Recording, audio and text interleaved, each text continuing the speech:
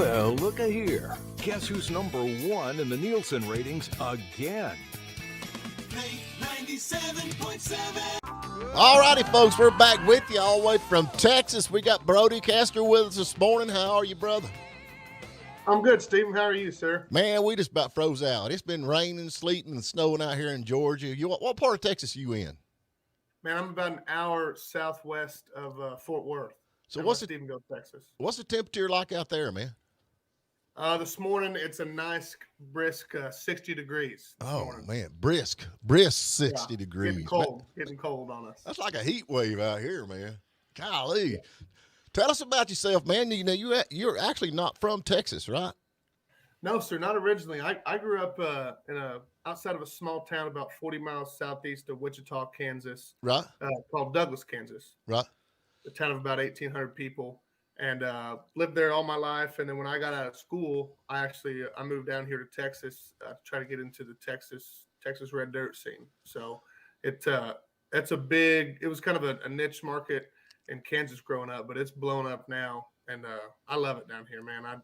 I spent my time between Texas and Kansas, but I don't know if I'll go back now. I love it in Texas. Well, you must be doing pretty daggone good because the lady that's actually over the Texas, what is it, the awards, Texas? Yeah, the TCMA, the Texas Country Music Association. Yeah, actually recommended you for the show. I'm like, daggone, man, if you got somebody like that behind you, you must be rocking along pretty good. Yeah, Linda Wilson. I owe her a big one. Yeah, no doubt. She's awesome. I've loved getting to know Linda over the past couple of years. So she's good people. When I've been following you, of course, I've gotten into Texas music big time, and I've had a lot of folks from out there on, and this red dirt scene, people that don't understand that out here in Georgia, tell them a little bit about what the red dirt scene is you're talking about. It's crazy. It's not like it's one, the genre is one specific thing. It's just independent music, and it's not Texas country music. It's Texas music. I mean, red dirt music has a lot of rock influenced artists and some bluegrass influenced artists, and it's just raw. It's real, and a lot of musicians here pride themselves on being independent and being able to maintain. And they don't have national label or backing or funding. They're just busting their butts and grassroots, building a following, show to show, shaking hands. So that's what it's all about. Well, that's kind of where you do it, and that's a good thing about the internet now. You can actually build that up. If you've got music out there to play, you got a song to write. And, if you get like Nashville, and I throw off on Nashville, and a lot of folks are like, oh, no, they're good people in Nashville. I know there are. But if you get signed with a label, they say, okay, wear these jeans. They've even got people tell you how to dress. You know what I'm saying? Do this song. This is what you're going to sing. This is how you're going to dance and all that kind of stuff. I just think that's not even close to music. Does that make sense?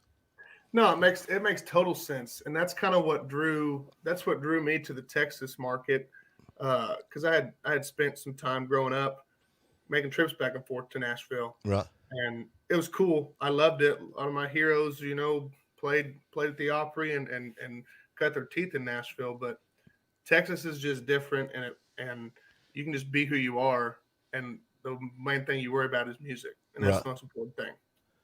So now, who is? I mean, like, of course, I think everybody's going to say Waylon Jennings, I'm sure, or Willie Nelson. But who are some of the people that really influenced you as far as your music?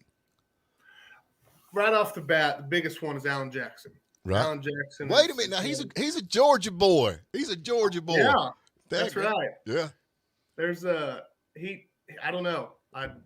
Ever since I was a little kid, my dad would have CDs, and he'd throw them in the car on the way home from school or whatever, and he had a bunch of Alan Jackson tapes, and I loved listening to him growing up.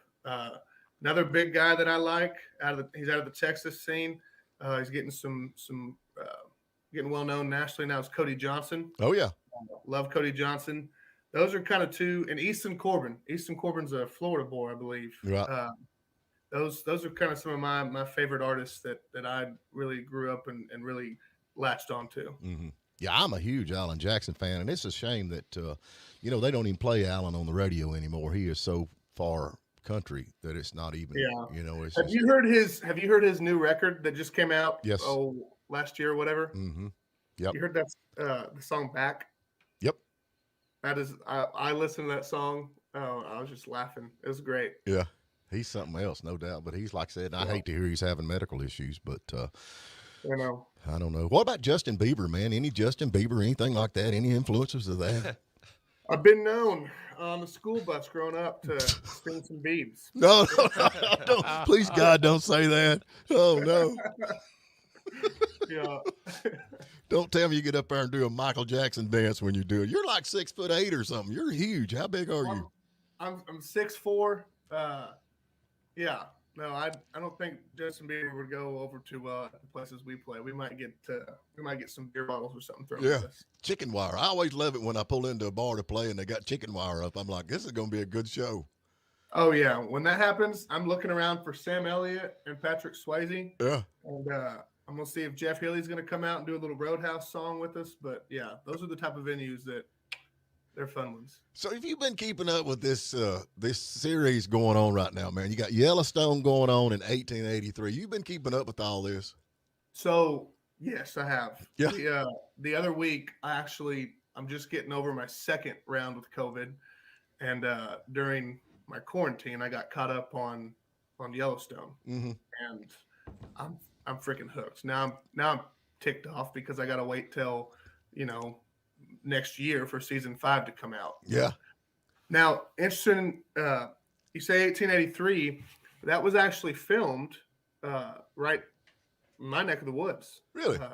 They filmed some stuff up in the stockyards in Fort Worth, Texas. Right.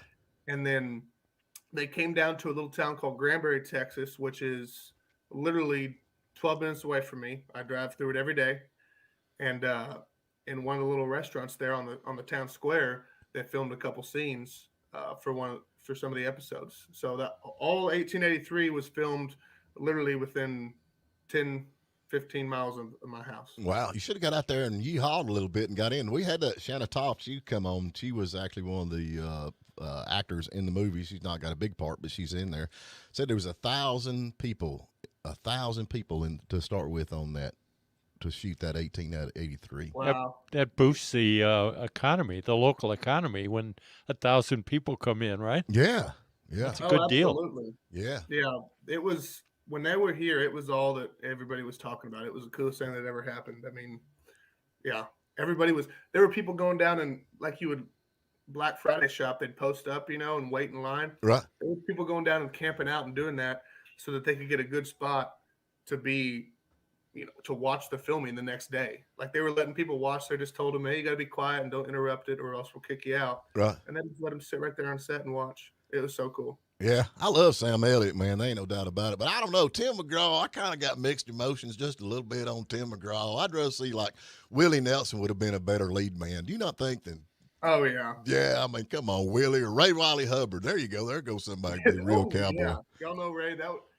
I tell you what, he could definitely pull off the old grizzly, old cowboy look. Yeah, ain't no doubt. But anyway, I watched that 1883 last night. For all you guys out there that hadn't watched it yet, spoiler alert: they killed the girlfriend or the girl's boyfriend. He's dead. They shot him. He's out of here.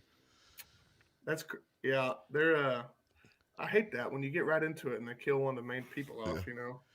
Yeah, I don't know. But hey, on the good side of things, Smokey and the Bandit was shot out here, so there's something you can hang your hat on all us Georgia folks out here, no doubt about it. Brody Caster, we are talking to him, and he has got, now you got, what's your website? Yeah, BrodyCaster.com. Also, all the social media, Facebook, Twitter, Instagram, anywhere you find music or listen to artists or follow bands, we're on there. So now, have you got some new music coming out, being you've been COVIDed, shut in, and writing songs? Yes, sir. We've been releasing a couple singles.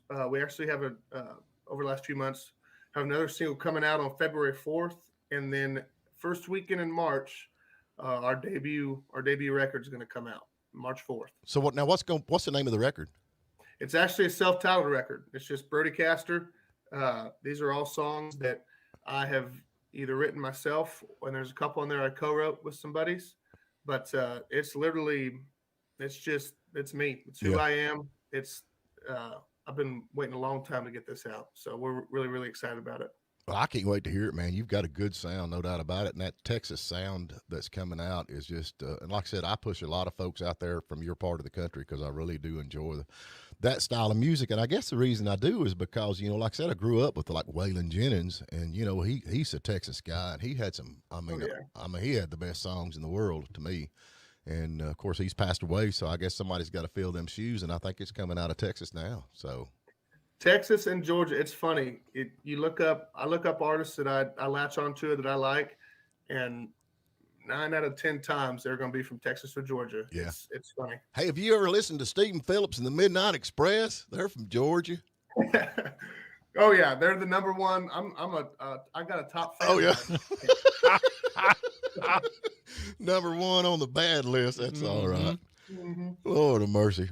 Well, Brody, man, I guarantee I appreciate you calling in, and I definitely want to keep up with you. We've talked some, and y'all need to check him out. No doubt, this guy is a super, super, super nice guy. Not to mention he's 6'5", so if you're in a bar somewhere and a fight breaks out, he'd be the guy to hang out with. Yeah, just come tap me on the shoulder. I got your back. There you go. But anyway, all right, man, we appreciate your time, and I guess it's probably you're an hour behind us out there. It's like 7:30, right?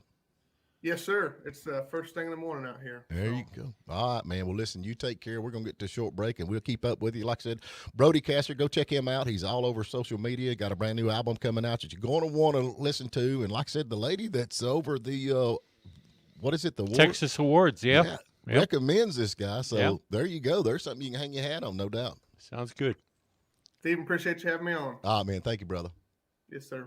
Thank you for spending a little time with us. And remember, you can tune in every morning at WJULradio.com at 8 a.m. Eastern. And please subscribe to our YouTube channel and like us on Facebook, The Morning Dish.